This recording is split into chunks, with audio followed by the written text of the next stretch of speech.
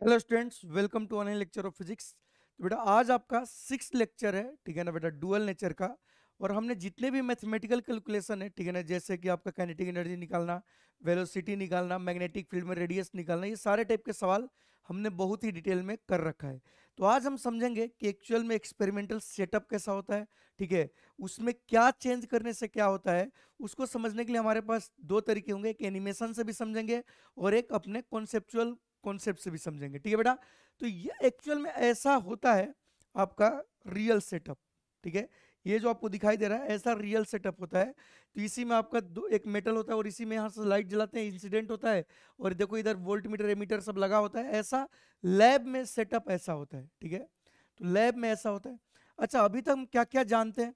हम जानते हैं कि अगर मेटल कोई है, प्लीज बेटा समझिएगा क्योंकि ये बहुत काम का कॉन्सेप्ट है। हमने अभी तक क्या क्या सीखा कि अगर भैया कोई मेटल पे इंसिडेंट आपकी रे आ रही है, सही है, इंसिडेंट मतलब इंसिडेंट ईएमडब्ल्यू वेव आ रही है, ठीक है ना, या लाइट आ रही है, और फ्रीक्वेंसी उसका क्या है बेटा, थ्रेशोल्ड फ्रीक्वेंसी से ज़्यादा है, तो यहाँ पर एक इलेक्ट्रॉन निकलता है। इस इलेक्ट्रॉन को हम बोलते हैं बेटा फोटो इलेक्ट्रॉन, ठीक है ना।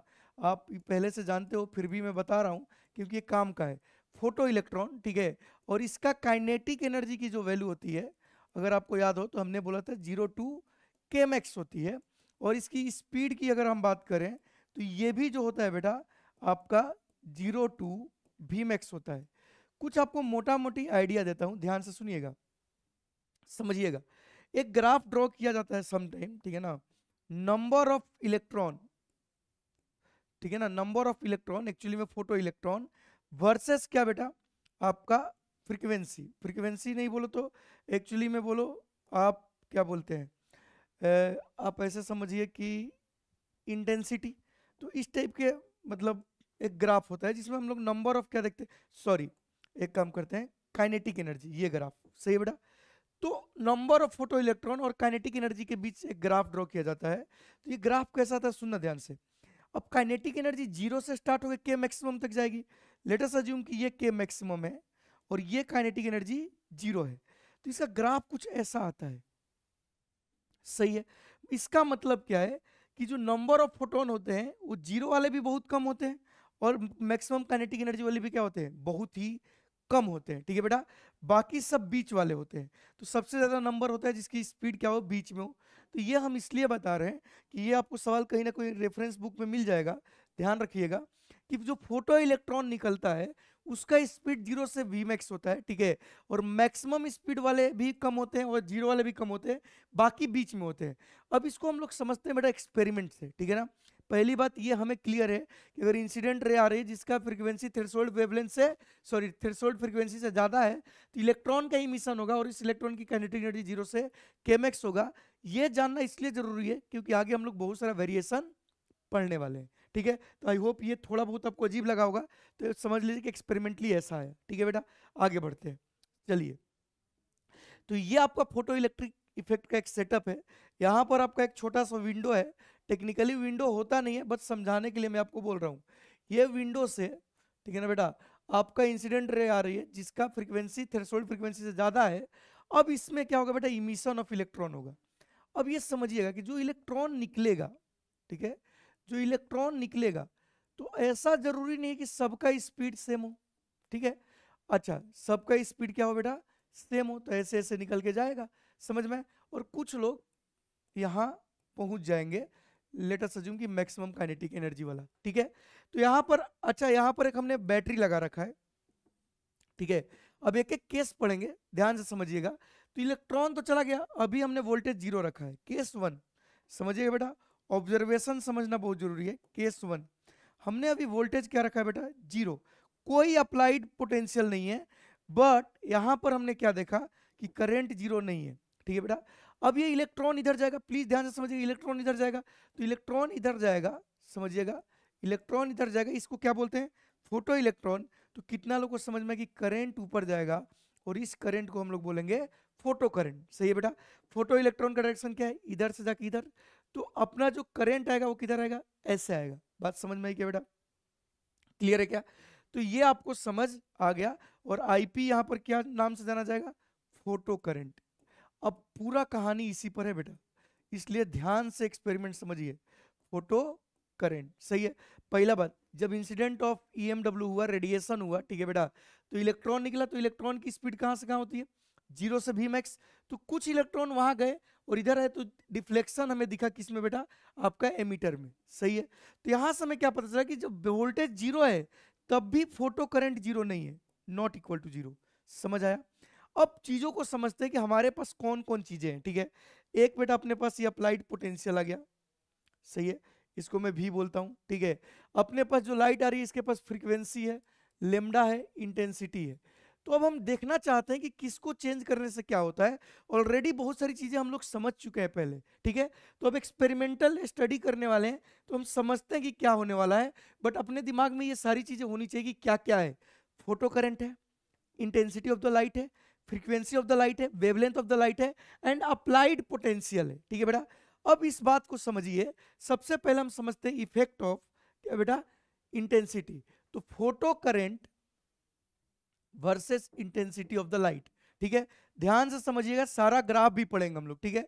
तो सबसे पहले आपको बेटा पता है कि एक्चुअल में यहां पर क्या होगा कि फोटो करंट क्या होगा, फोटो करंट होगा directly proportional to number of photo electron, सही है।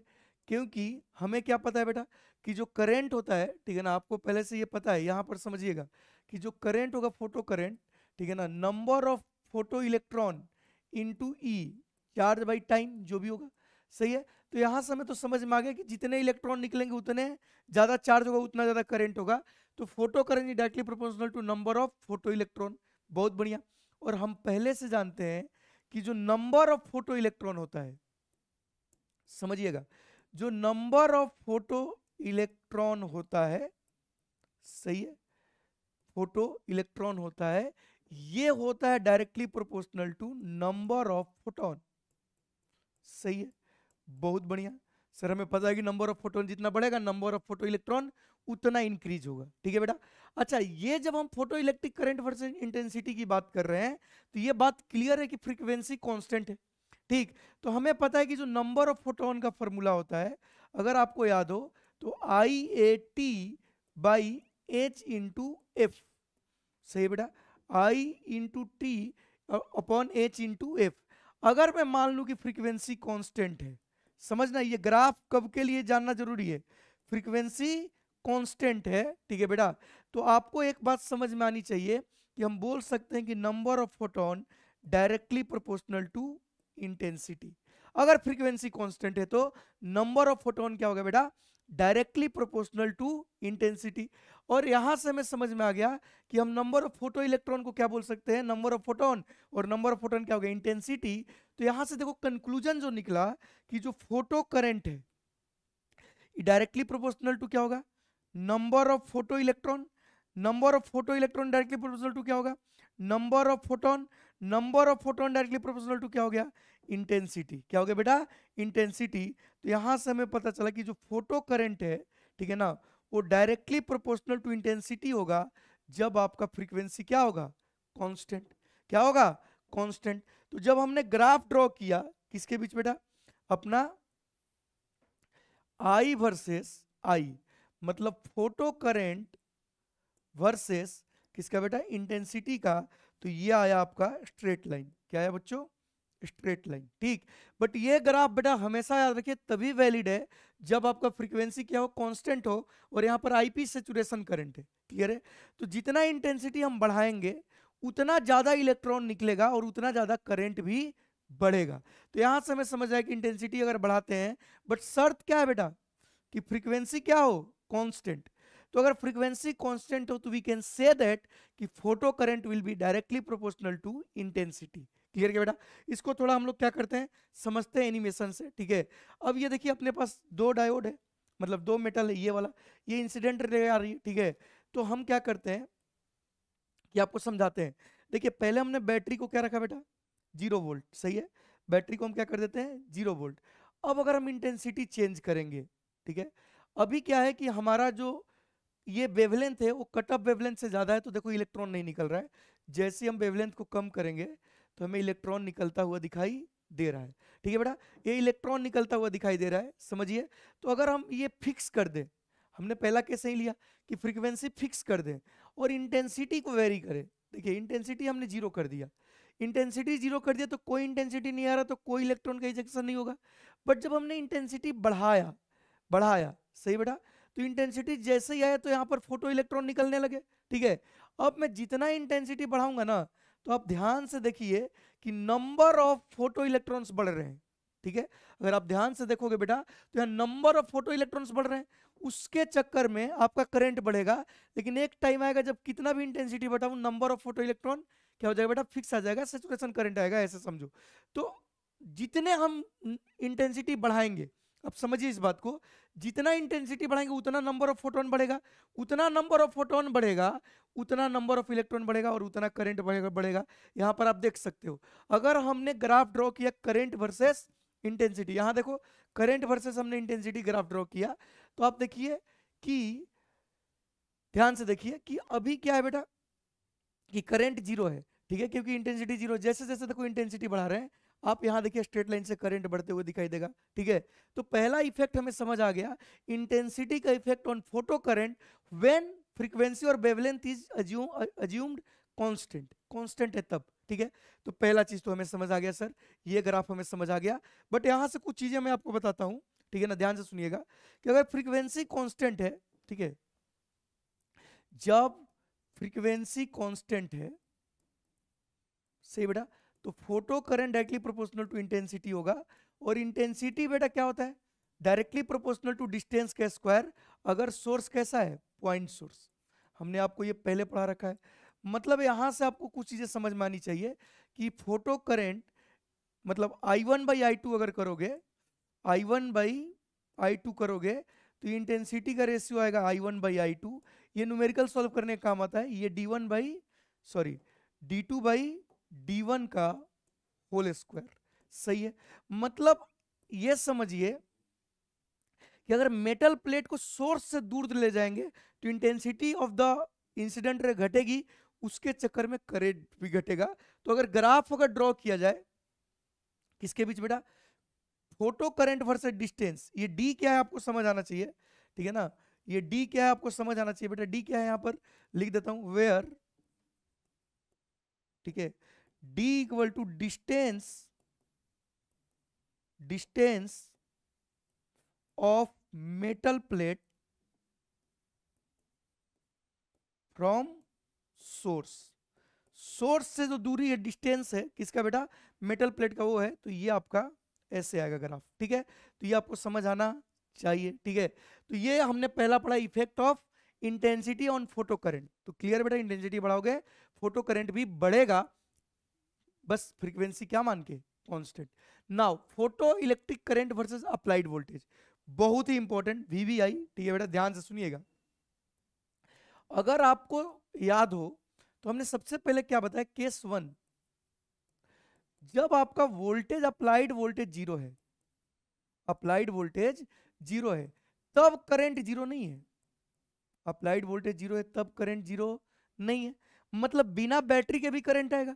मतलब जब हम ग्राफ ड्रॉ करेंगे बेटा, समझिएगा बहुत इंपॉर्टेंट ग्राफ है, सही है, जब हम ग्राफ ड्रॉ करेंगे किसके बीच, आपका अप्लाइड पोटेंशियल वर्सेस करंट, तो एक बात तो क्लियर है कि जब पोटेंशियल जीरो है तब भी करंट है।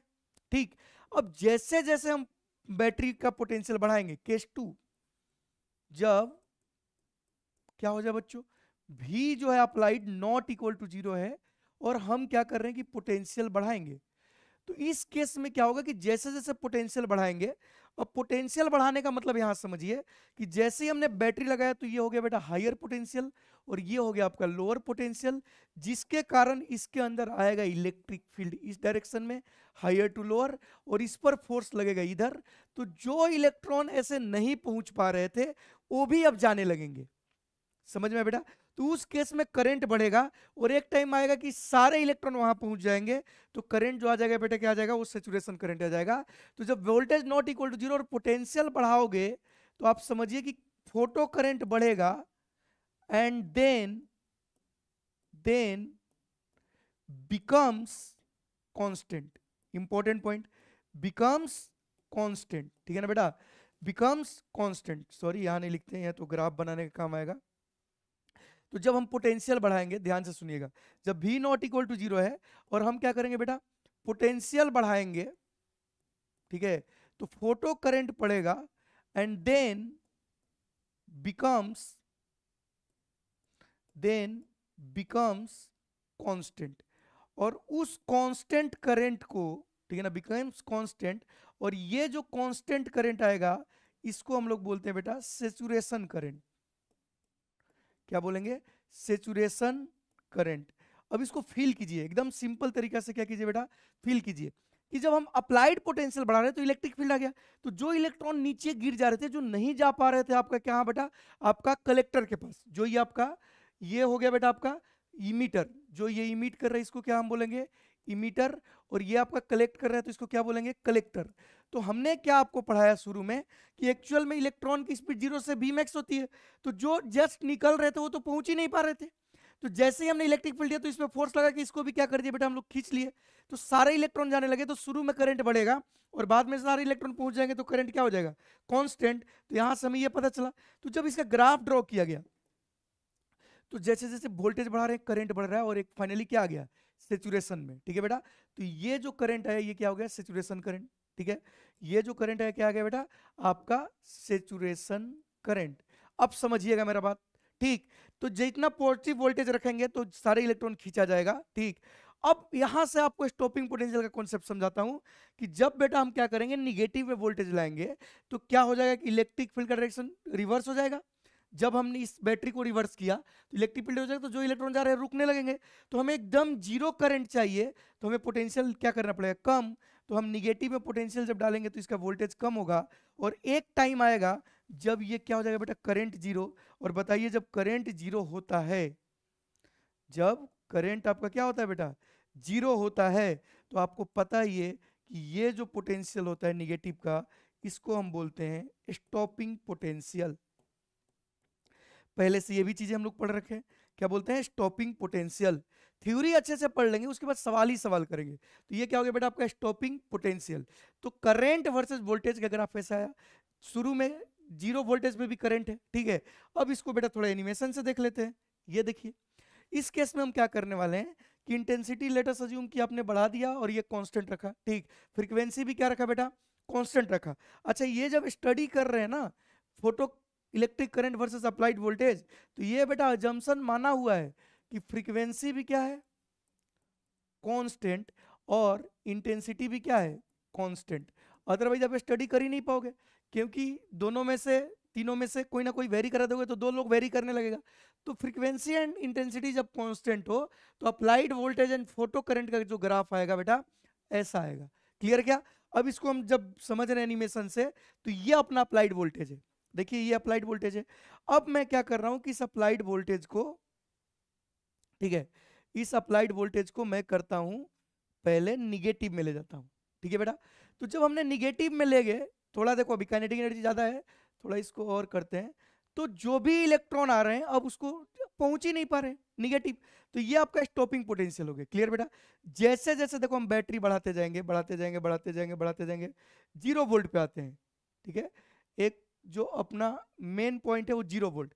देखिए हियर एट 0 वोल्ट, ठीक है ना, बैटरी की कोई वैल्यू नहीं है, 0 वोल्ट पे कुछ फोटो इलेक्ट्रॉन पहुंच रहे हैं, मतलब करंट 0 वोल्ट पे भी आ रहा है, ठीक है। और जैसे जैसे हम वोल्टेज बढ़ाएंगे, देखो ये नहीं जा पा रहा है, ये इधर ही है, ये नहीं जा पा रहा है, ये इधर ही है, हम जैसे जैसे वोल्टेज बढ़ाएंगे अब सारे इलेक्ट्रॉन जाने लगे, ठीक। अगर आप ध्यान से देखोगे तो यहाँ पर करंट की वैल्यू भी दिख रही है, ठीक है, यहाँ पर आपका करंट की वैल्यू भी दिख रही है। तो देखिए जब करंट 0 वोल्टेज पे भी करंट था, ठीक है बेटा, 0 वोल्टेज पे भी क्या था, करंट था, कितना था, ठीक। अगर आपको दिखाई दे रहा होगा तो 0 वोल्टेज पे भी करंट है, कितना है बेटा, 3.8। लेकिन बढ़ाते बढ़ाते देखो एक बार क्या होगा कि सेचुरेशन करंट आ जाएगा। क्लियर क्या बेटा।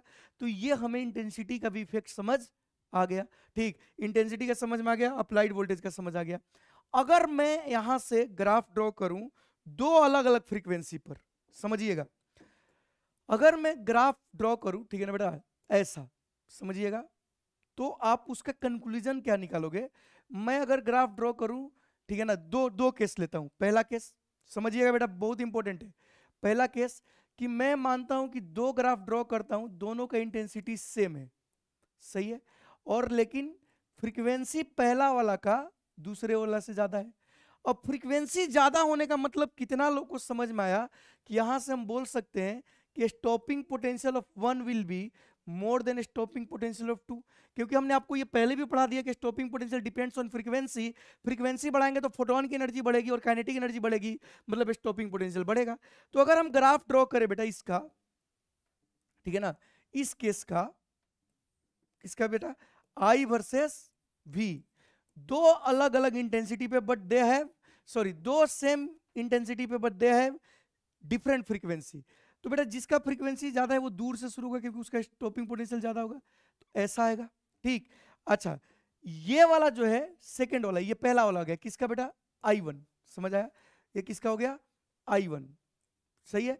अब I2 का अगर हम ड्रॉ करेंगे तो वो भी ग्राफ यहीं से शुरू होगा क्योंकि दोनों का फ्रीक्वेंसी क्या है बेटा, सॉरी कम है ना, तो ये इधर से शुरू होगा, बट फाइनली दोनों ऐसे मैच हो जाएगा, ठीक है।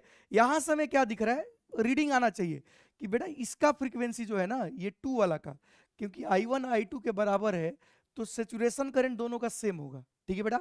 बट यहाँ पर जिसका फ्रीक्वेंसी ज्यादा है उसका स्टॉपिंग पोटेंशियल ज्यादा होगा तो इधर से शुरू होगा, तो ये ग्राफ रीड करने आना चाहिए। ऐसा ग्राफ देखने का मतलब ये दोनों का स्टॉपिंग पोटेंशियल अलग अलग है, ये V01 है और ये V02 है, तो हमें साफ साफ दिखाई दे रहा है कि V01 का जो मैग्नीट्यूड की बात हो रही है वो 2 से ज्यादा है, मतलब frequency of 1 is more than frequency of 2, तो ये आपको रीड करने आना चाहिए, ठीक है। अगर मैं दूसरा केस लूं इसी का, ठीक है ना, समझिएगा, सारा केस लेंगे बेटा कि अगर हमने फ्रीक्वेंसी सेम कर दिया, F1 F2 क्या कर दिया सेम, बट इंटेंसिटी अलग कर दिया, I1 ज्यादा हो गया I2 से, तो इस केस में अगर हम ड्रॉ करें क्या बेटा, आपका वही I वर्सेस V, क्या बेटा, I वर्सेस V, तो इन this case you can see that कि दोनों का स्टॉपिंग पोटेंशियल सेम होगा क्योंकि दोनों का इंसिडेंट फ्रीक्वेंसी सेम है, तो दोनों शुरू यहीं से होंगे, ठीक है बेटा, दोनों शुरू यहीं से होंगे, और एक होगा थोड़ा ऊपर तो एक होगा थोड़ा नीचे, बट दोनों स्टार्ट सेम जगह से होंगे, ठीक है। ऊपर वो होगा जिसका इंटेंसिटी ज्यादा है, मतलब ये I1 वाला होगा और ये I2 वाला होगा, ठीक है। तो आई होप आपको ग्राफ रीड करने आएगा, क्या बेटा, करेंट वर्सेस अप्लाइड पोटेंशियल, ठीक है। तो दूसरा ऑब्जर्वेशन हो गया। Now we will talk about kinetic energy versus frequency and velocity versus frequency. Already बेटा हम लोग पढ़ चुके हैं, ठीक है, फिर भी ग्राफ वाला पार्ट तो बाकी है। तो हमें पता है कि Kmax इक्वल टू होता है, अच्छा यहां पर मुझे लिखना चाहिए था, सॉरी गलती हो गया, maximum kinetic energy versus frequency, और यहाँ मैक्सिमम वेलोसिटी वर्सेस फ्रीक्वेंसी, तो ये होता है बेटा -5, ठीक। तो आप देख सकते हो कि अगर हमें ग्राफ ड्रॉ करना है किसके बीच, काम का ग्राफ है, ध्यान से सुनना, फ्रीक्वेंसी वर्सेस Kmax, सही है। तो भैया आप देखो तो y एक्सिस पे K है और x एक्सिस पे F है, तो ध्यान से देखोगे तो y equal to mx minus c type का ग्राफ है, तो ये ग्राफ ऐसा बनेगा, ठीक है ना, स्ट्रेट लाइन, ठीक है ना। बट आपको भी पता है कि कुछ इस तरह का बनेगा, ग्राफ यहीं से शुरू होगा क्योंकि जब तक फ्रीक्वेंसी थ्रेशोल्ड फ्रीक्वेंसी से ज्यादा होगा ही नहीं तब तक काइनेटिक एनर्जी मिलेगा ही नहीं, ठीक है बेटा। तो ग्राफ यहां से शुरू होगा और ये फ्रीक्वेंसी को बोलते हैं हम लोग थ्रेशोल्ड फ्रीक्वेंसी। अब ये एंगल अगर थीटा बना रहा है तो इसका स्लोप कितना होगा, तो स्लोप इक्वल टू हो जाएगा बेटा, देखिएगा बहुत इंपॉर्टेंट है, इसे जेईई मेन ने बहुत सवाल पूछा है। स्लोप जो हो जाएगा बेटा किसके बराबर, प्लैंक कांस्टेंट के बराबर, तो स्लोप होगा tan थीटा, और tan थीटा किसके बराबर होगा, h, मतलब प्लैंक्स कांस्टेंट के बराबर, सही है, प्लैंक कांस्टेंट के बराबर आपका स्लोप हो जाएगा, ठीक। तो सम टाइम वो क्या पूछते हैं, स्लोप पूछते हैं, ठीक है। दूसरा चीज, अगर मैं इसको इधर लाऊं तो काइनेटिक एनर्जी निगेटिव नहीं हो सकता, ठीक, बट आप समझ सकते हो कि वाई इंटरसेप्ट कितना है 5, मतलब यहां से यहां का इंटरसेप्ट जो होता है बेटा वो -5 होता है, मतलब यहां जो भी वैल्यू लिखी होगी वो -5 होगी, ठीक है। तो इसका वाई इंटरसेप्ट कितना आएगा, अगर वाई इंटरसेप्ट की हम बात करें, सही है बेटा, तो आप समझ सकते हो कि ये -5 के बराबर आएगा, सही है। एक्स इंटरसेप्ट किसके बराबर आएगा, एक्स इंटरसेप्ट इसका, मतलब समझ रहे हो ना, यहाँ एक्स इंटरसेप्ट बोलना नहीं चाहिए बट मैं आपको समझाता हूँ, इंटरसेप्ट जो होगा ये हो जाएगा बेटा आपका थ्रेशोल्ड फ्रीक्वेंसी के बराबर। सही है, तो हमें पता चल गया कि इनका वेरिएशन क्या होता है बेटा, लीनियर वेरिएशन होता है, ठीक है, और इसका स्लोप जो होता है tan थीटा के बराबर होता है और h के बराबर होता है। क्लियर है? अगर आपसे इस पे सवाल जो पूछे जाए, ठीक है ना, तो पहला काइनेटिक एनर्जी वर्सेस ये, तो आपसे अगर कंपेयर करने के लिए बोले, समझिए बेटा, ये समझिए कि अगर आपको कंपेयर करने के लिए बोले दो ग्राफ दे दे, फ्रीक्वेंसी वर्सेस केएमएक्स, सही बच्चों, दो ग्राफ दे दे, एक बोल दे कि ये भैया आपका मेटल ए है, ठीक है, ये आपका क्या है बेटा, मेटल है, समझिएगा, ये आपका मेटल ए है और ये आपका मेटल बी है, ठीक है, ये ग्राफ दे दिया केएमएक्स वर्सेस फ्रीक्वेंसी। तो यहां से आप क्या क्या कंक्लूजन निकाल सकते हो, ध्यान से समझिएगा। अगर आपसे पूछे कि यहां से क्या क्या कंक्लूजन है, ठीक है, तो पहला चीज यही पूछेगा कि थ्रेशोल्ड वेवलेंथ किसका ज्यादा है। तो बेटा आप ध्यान से देखो, तो इसका थ्रेशोल्ड वेवलेंथ ये होगा और इसका थ्रेशोल्ड वेवलेंथ ये होगा। तो बताइए आप सोच के कि किसका थ्रेशोल्ड वेवलेंथ ज्यादा है। तो पहला चीज यहां से थ्रेशोल्ड, सॉरी, हाँ, थ्रेशोल्ड फ्रीक्वेंसी, थ्रेशोल्ड फ्रीक्वेंसी किसका ज्यादा है बेटा, पहला चीज तो यही पूछ लेगा। थ्रेशोल्ड फ्रीक्वेंसी का अगर बात करें और वेवलेंथ दोनों का अगर हम बात करें, तो बताइए बच्चों क्या होगा आंसर, प्लीज बोर्ड पे, ठीक है ना, जिसका फ्रीक्वेंसी ज्यादा, मतलब थ्रेशोल्ड फ्रीक्वेंसी ज्यादा, उसका मतलब काइनेटिक एनर्जी के हिसाब से हम देख सकते हैं। तो ये तो थ्रेशोल्ड है, तो किसका फ्रीक्वेंसी ज्यादा है, बी का, तो यहां बोल सकते हैं बी का थ्रेशोल्ड फ्रीक्वेंसी ए से ज्यादा है। सही है, इसका मतलब बी का थ्रेशोल्ड वेवलेंथ, ये थ्रेशोल्ड वेवलेंथ की बात हो रही है, कम है ए से, ठीक है। और यहां से हम एक और चीज बता सकते हैं कि भाई साहब इन दोनों को देख के बता सकते हैं कि थ्रेशोल्ड, सॉरी, वेवलेंथ फ्रीक्वेंसी किसका ज्यादा है, बी का, तो वर्क फंक्शन जो बी का होगा वो ज्यादा होगा किस पे से बेटा, ए से। सही है, और ये जो इंटरसेप्ट आपको दिखता है ना, ये डिपेंड्स ऑन मटेरियल।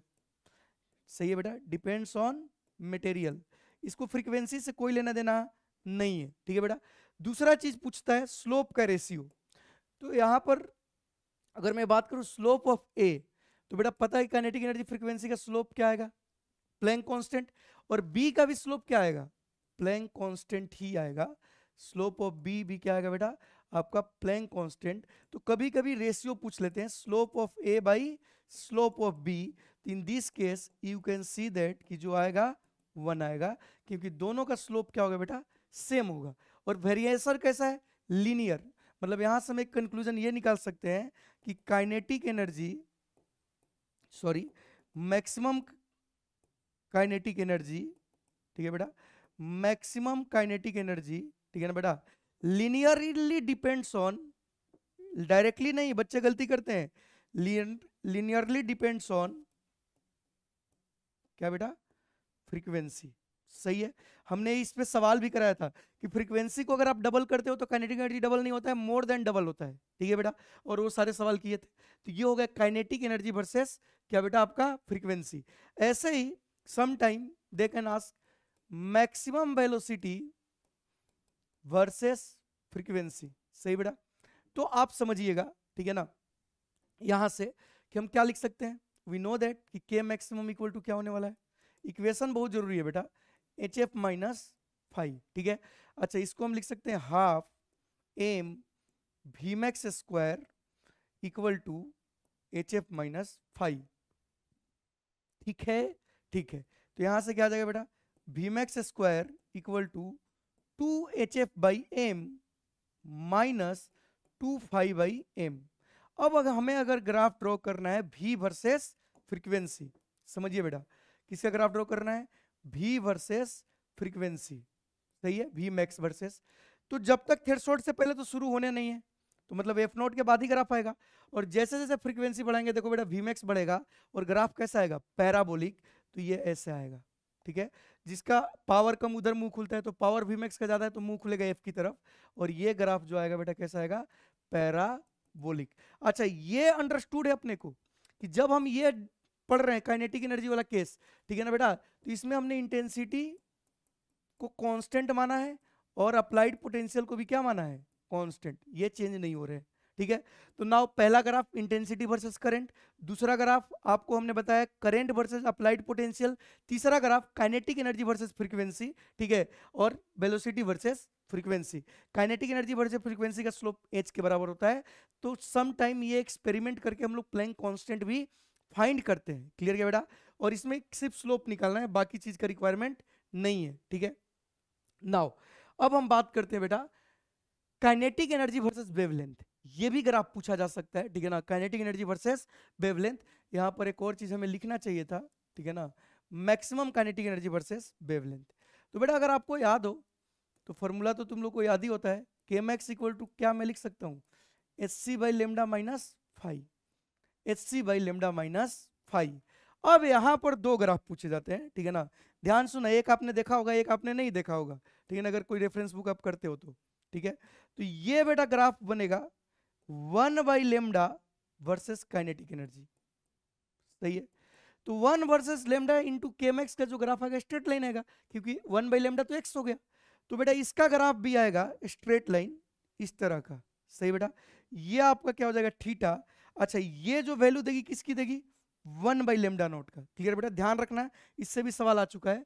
और यहां से अगर हम चीजों को समझें और कंक्लूजन निकालें तो बताइए स्लोप कितना आया। तो इस केस में जो स्लोप आया वो आया बेटा आपका एच सी के बराबर, ठीक है। तो स्लोप जो आता है बेटा एच इंटू सी के बराबर, ठीक है। तो ये स्लोप जो है एच इंटू सी के बराबर आएगा। क्लियर है। वाई इंटरसेप्ट अगेन आपका वही फाइव के बराबर, ठीक है। तो अगर K max versus 1 by lambda अगर आप पूछेगा तो ऐसा आएगा, स्ट्रेट लाइन आएगा। स्लोप याद रखिए बेटा क्या आएगा, h इंटू सी, जो कि एक कांस्टेंट है, ठीक है ना, जिसकी वैल्यू हमें पता भी है 20 into 10 to power minus 26 use करते हैं। क्लियर है।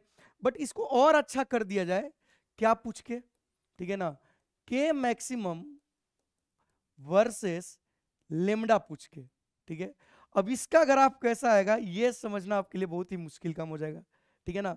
तो इसका ग्राफ कैसा आएगा बेटा, आपको ये समझना मुश्किल हो जाएगा, क्योंकि के मैक्स इक्वल टू होता है, ठीक है ना, बहुत ही प्यारा ग्राफ है, h c by lambda minus five, ठीक। जे एडवांस में मैच द कॉलम थी, sorry more than one choice में ये सवाल आ चुका है ऐसा कि भैया आप अब इस बार ग्राफ ड्रॉ कीजिए और दिखाइए अपना टैलेंट किसके बीच, लेमडा वर्सेस के मैक्स।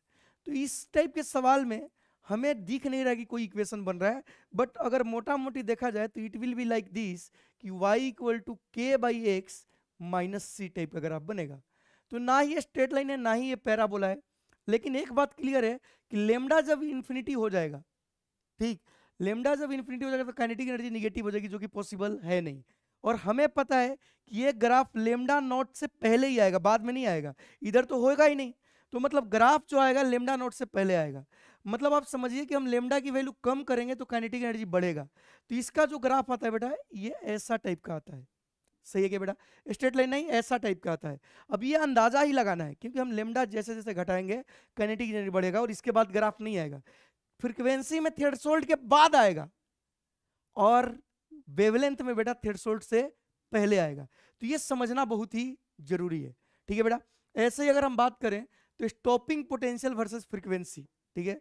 ऑब्जर्वेशन देखना, current versus intensity, current versus applied potential, उसके बाद हमने क्या पढ़ा, kinetic energy versus frequency, kinetic energy versus lambda, velocity versus frequency, now stopping potential versus frequency. और जब भी इसकी बात होगी तो ये चीज अंडरस्टूड कि आई कांस्टेंट है, और नहीं भी हो तो कोई फर्क नहीं पड़ता, ठीक है ना बेटा, क्योंकि ये सिर्फ फ्रीक्वेंसी पर डिपेंड करता है। अब हमें पता है कि stopping potential is nothing but kmx by e, stopping potential is nothing but kmx by e। तो बेटा कितना लोगों को समझ में कि इक्वेशन तो भैया आ जाएगा hf by e minus 5 by e, this is the stopping potential. अब यहां से हमें क्या पता है बेटा कि इसका ग्राफ कैसा आएगा, ठीक। तो आप डायरेक्ट बता सकते हो कि स्टॉपिंग पोटेंशियल, ठीक है ना, स्टॉपिंग पोटेंशियल वर्सेस फ्रीक्वेंसी का ग्राफ क्या आएगा, स्ट्रेट लाइन आएगा, बिल्कुल आएगा, ठीक। ये थीटा, ये थीटा, सही है। अब इसका इंटरसेप्ट क्या आएगा बेटा, इधर नीचे, तो ये इंटरसेप्ट आपको दिख गया होगा कि 5 बाई ई आएगा मैग्नीट्यूड, सही है। और स्लोप का अगर हम बात करें तो बेटा स्लोप आपको दिखाई दे दिया होगा h बाई ई, क्या आएगा बेटा, स्लोप क्या आएगा h बाई ई, समझ आया क्या बेटा। स्लोप एच बाई ई आएगा, ठीक है। और ये भी वैसा ही वेरिएशन दिखाएगा जैसा काइनेटिक एनर्जी देगा, but slope H by E आएगा। तो एक बहुत ही फेमस सवाल है, ठीक है ना, कि ratio of slope of Chemex versus F and stopping potential versus F is कितना होगा बेटा? तो केमेक्स वर्सेस एफ का स्लोप क्या होता है? एच, और इसका क्या होता है? H by E. तो आपको समझ में आ गया होगा कि slope of kinetic energy divided by slope of stopping potential की वैल्यू आएगी ई। सही है। जेई मैंने एक सवाल पूछा कि भैया जब स्टॉपिंग पोटेंशियल एंड फ्रीक्वेंसी का ग्राफ हो तो आपको अगर प्लैंक कांस्टेंट निकालना हो तो क्या चार्ज की जरूरत पड़ेगी?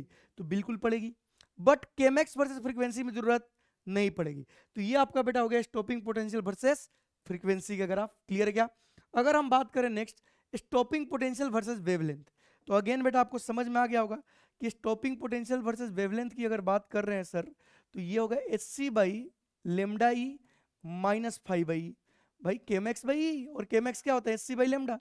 तो इसका भी जब हम ग्राफ ड्रॉ करेंगे बच्चों, तो आपको समझ आना चाहिए कि इस केस में भी आपका लेमडा नोट के बाद कोई ग्राफ नहीं आएगा, लेमडा नोट के बाद नहीं आएगा, जो आएगा पहले आएगा। तो ऐसा कुछ ग्राफ आएगा। क्लियर क्या बेटा? जैसे जैसे लेमडा घटेगा स्टॉपिंग पोटेंशियल भी बढ़ेगी काइनेटिक एनर्जी जैसा, ठीक है। तो हमने चारों वेरिएशन देखा, intensity versus current, current versus applied potential, उसके अलावा हमने क्या देखा बेटा? आपका kinetic energy versus frequency, kinetic energy versus lambda, stopping potential versus frequency and stopping potential versus lambda. Clear क्या बेटा? तो ये हमने चार चीज देखा। अब हम लोग करने वाले हैं सवाल। हमने आपको बहुत सारी चीजें बता दी, ठीक है। इसमें ऐसा भी सवाल आ सकता है कंपेयर करने के लिए, ठीक है ना।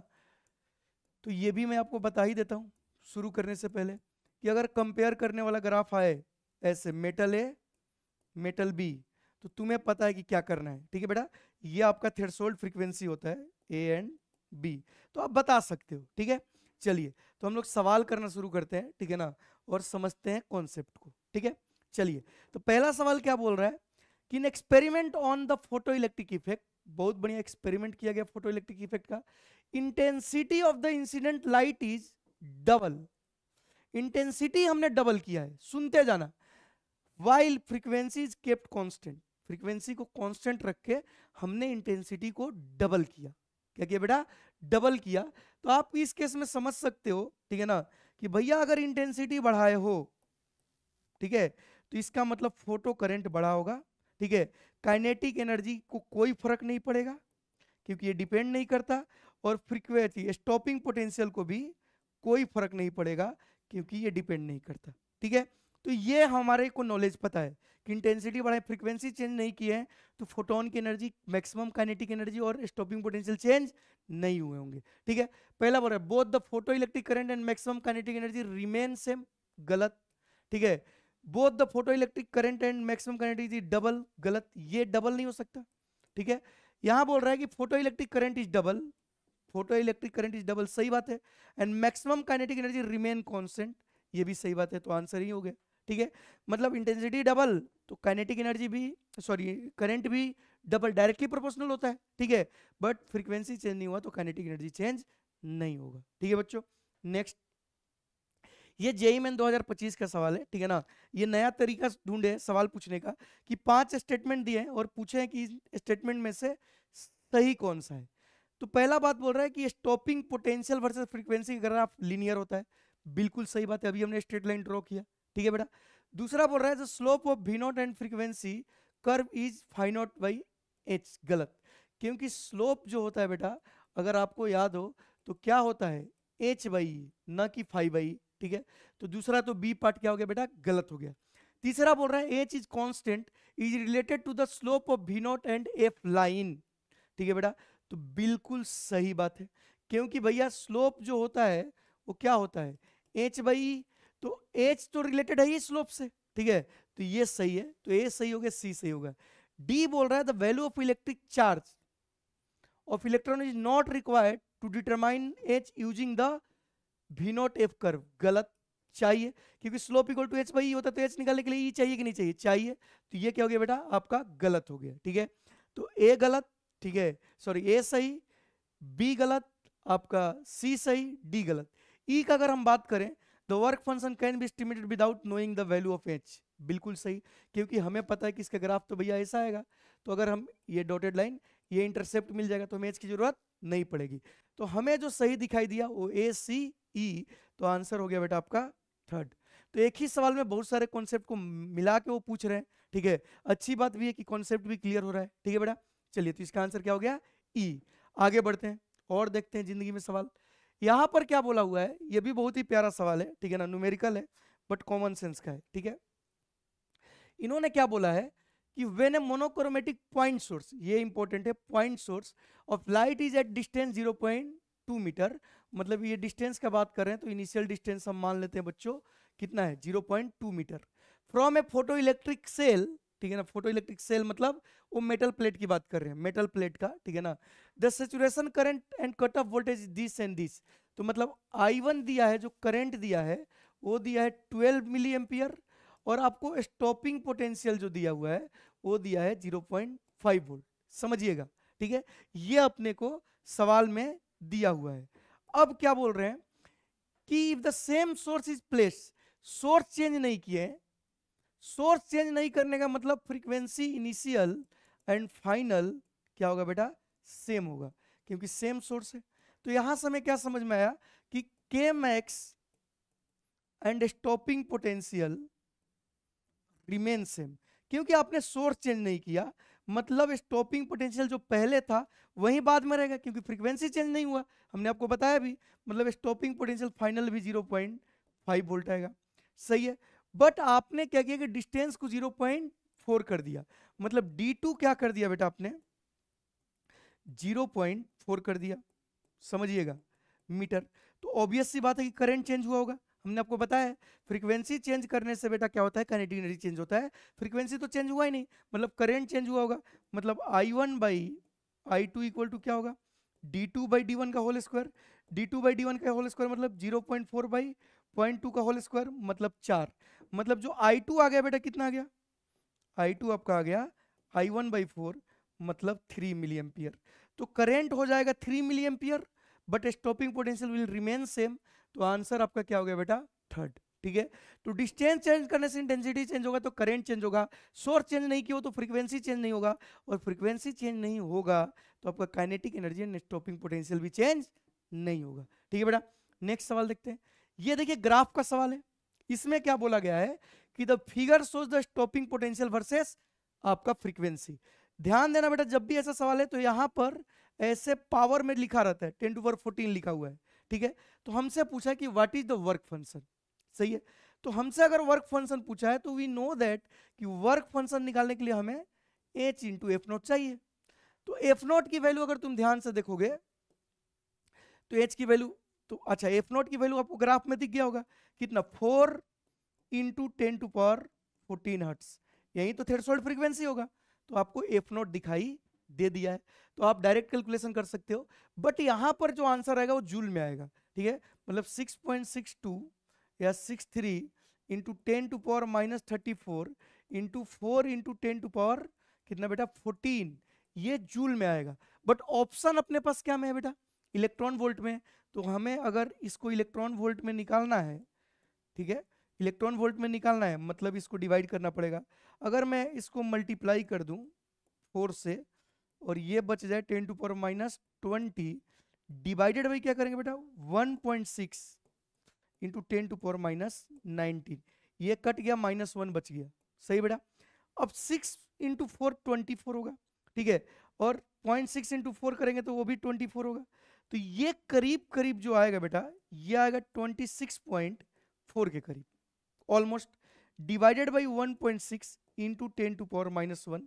अगर हम इसको सॉल्व करें तो अगर 2 होता तो 12 आता, तो 2 से भी कम है मतलब 12 से ज्यादा आएगा, तो करीब करीब बेटा ये आएगा 16.6 इंटू 10⁻−1, तो आंसर जो आ गया वो आ गया 1.6 इलेक्ट्रॉन वोल्ट, 1.66 इलेक्ट्रॉन वोल्ट, तो ये आंसर हो गया। कैलकुलेशन में हमने थोड़ा अप्रोक्सीमेशन माना, ठीक है, जिससे अपनी चीजें क्या होगी बेटा आसान, ठीक है। आगे बढ़ते हैं, ये ग्राफ दिया हुआ है, ठीक है ना, और आपसे बोला है कि कौन सा ऑप्शन सही है। तो बेटा ये ग्राफ आपका applied potential versus photo current दिया हुआ है, या एनोड पोटेंशियल बोल लो, ठीक है। तो हमें देखने आता है, देखो यहाँ पर अपना ए है, ठीक है, ए है, बी है, सी है। तो बेटा ये ए है, तो ये इंटेंसिटी ऑफ ए है, और कितना लोगों को समझ में कि इंटेंसिटी ऑफ बी और इंटेंसिटी ऑफ सी सेम है, ठीक है। और यहां से देखो तो फ्रीक्वेंसी ए का और बी का सेम है, तो यहां से हम कंक्लूजन निकालेंगे कि फ्रीक्वेंसी ऑफ ए और बी क्या है बेटा, सेम, क्योंकि स्टॉपिंग पोटेंशियल सेम है, बट सी का फ्रीक्वेंसी ज्यादा है। तो हमने ये कंक्लूजन निकाला ग्राफ से जो हमें आता है।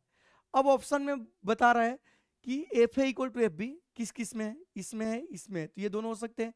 अच्छा, F A equal to S C नहीं, F B equal to B C नहीं, ए और बी का, अब ए और बी में इंटेंसिटी ए और बी का सेम है क्या, नहीं, ए और बी का इंटेंसिटी में बी का इंटेंसिटी ए से ज्यादा है, मतलब ए का intensity is not equal to B, मतलब इस केस में आपका जो आंसर हो जाएगा बेटा क्या हो जाएगा, फर्स्ट ऑप्शन, ठीक है। तो ये आपको पहले से आता है, आपको बस उस पर थोड़ा प्रैक्टिस कर लेना है। देखिए बेटा ये सवाल आया है, ठीक है ना, आपका किसके बीच, स्टॉपिंग पोटेंशियल वर्सेस 1/λ। अभी आपने आपको पढ़ा है स्टॉपिंग पोटेंशियल वर्सेस 1/λ, ठीक है। तो अगर आपको याद हो तो स्टॉपिंग पोटेंशियल को क्या लिखेंगे, hc/λ e माइनस 5/e, सही है। अब इस सवाल में क्या बोल रहे हैं कि हमने इंटेंसिटी ऑफ रेडिएशन इंक्रीज किया, अब इंटेंसिटी बढ़ाने से सिर्फ करेंट बढ़ेगा, stopping potential and kinetic energy जो मैक्सिमम वैल्यू होगी ये चेंज नहीं होगी, सही है। तो अगर ये चेंज नहीं होगी तो ना लेमडा चेंज होगा, ना स्टॉपिंग पोटेंशियल चेंज होगा, ना स्लोप चेंज होगा, ना ग्राफ चेंज होगा, कुछ भी चेंज नहीं होगा। तो आंसर क्या हो जाएगा, ग्राफ डज नॉट चेंज। भाई stopping potential only depends on frequency and lambda, अगर वो चेंज नहीं कर रहे तो ग्राफ में कोई चेंजेस नहीं आएगा। क्लियर है बच्चों, नेक्स्ट देखते हैं। ये देखिए दो मेटल दिया है ए एंड बी, ठीक है ना, स्टॉपिंग पोटेंशियल वर्सेस फ्रीक्वेंसी का ग्राफ है, ठीक है ना, ये फ्रीक्वेंसी है न्यू, ठीक है, और ए और बी है। तो यहां से हम देख सकते हैं बेटा कि यहां पर मतलब बी का थ्रेशोल्ड फ्रीक्वेंसी ए से क्या है बेटा ज्यादा, मतलब यहां से हम ये भी बोल सकते हैं कि work function of B will be more than work function of A. अब जो पूछा है तो पूछा कि वर्क फंक्शन ऑफ ए, तो वर्क फंक्शन ऑफ ए क्या है बेटा आपका, लेस देन क्या आ गया बेटा बी, तो आंसर ये हो गया। ये सारी चीजें आती है, लैंग्वेज में सवाल है तब भी करने आना चाहिए एक बार, अगर आपका कॉन्सेप्ट क्या है बेटा क्लियर। आगे बढ़ते हैं। नाउ यहां पर भी तीन ग्राफ दिया है, ऑब्वियस सी बात है, करंट वर्सेस पोटेंशियल दिया हुआ है, ठीक है। तो अगर हम तीनों ग्राफ को देखें तो कुछ कुछ बता सकते हैं। क्या बता सकते हैं कि फ्रीक्वेंसी ऑफ ए और बी सेम है, बिल्कुल सेम है, ठीक है। ए और बी की फ्रीक्वेंसी सेम है, लेकिन इनसे ज्यादा किसकी है, सी की, सही है। क्या देख के बताते हैं हम, स्टॉपिंग पोटेंशियल सी का ज्यादा है, मतलब उसका फ्रीक्वेंसी ज्यादा है, और इंटेंसिटी ऑफ अगर ध्यान से देखो तो बी और सी सेम है, सही है, और एक इंटेंसिटी से ज्यादा है। तो ये कंक्लूजन हमें ग्राफ से दिखाई दिया। अब ऑप्शन पढ़ लेते हैं। पहला ऑप्शन क्या बोल रहा है, curves A and B represent incident radiation of different frequency. A and B का डिफरेंट फ्रीक्वेंसी बोल रहा है, गलत, क्योंकि फ्रीक्वेंसी तो सेम है, ठीक। Curve A and B represent incident radiation of the same frequency, ये पार्ट सही है, but of different intensity. A और बी का फ्रीक्वेंसी सेम है और डिफरेंट इंटेंसिटी है, बिल्कुल सही है, यही आंसर। देखो ए और बी का आपका इंटेंसिटी अलग है। तीसरा पढ़ने की जरूरत नहीं है, ठीक है ना, डिफरेंट फ्रीक्वेंसी बोल दिया यहाँ पर बी एंड सी का, तो बी एंड सी का डिफरेंट फ्रीक्वेंसी वाला पार्ट सही है, ठीक है, बट वो बोल रहे कि डिफरेंट इंटेंसिटी, ये गलत है, क्योंकि बी और सी का इंटेंसिटी सेम है। तो आप पढ़ लोगे, आपका ये आंसर हो गया। तो ये कर्व की रीडिंग करने आना चाहिए, ठीक है बेटा। आगे बढ़ते हैं। ये बहुत ही सिंपल सवाल है, ठीक है ना, यहाँ माइनस होना चाहिए। क्या बोला है कि ग्राफ देख के बताइए स्टॉपिंग पोटेंशियल, तो यही तो स्टॉपिंग पोटेंशियल होता है। तो बेटा स्टॉपिंग पोटेंशियल डायरेक्ट एक ही लाइन में आंसर आ गया, -4 वोल्ट। क्लियर है, क्योंकि वही तो स्टॉपिंग पोटेंशियल होता है, ठीक है बेटा। चलिए नेक्स्ट, ये देखिए, ये ग्राफ पूछा हुआ है, current versus distance, a point source of light is used in experiment photoelectric effect, which of the flowing curve best represent the variation of photo current with distance. तो बेटा हमें पता है कि photo current inversely proportional to distance का square होगा, और इसका हमने आपको ग्राफ भी पढ़ा है। तो कौन सा आ गया बेटा, डी, तो आंसर हो गया डी। क्लियर है। नाउ ये सवाल देखिए, जेईई मेन का सवाल है, इन्होंने बहुत सारे अंग्रेजी बोला है, उसके बाद पूछा है, ध्यान से पढ़िए।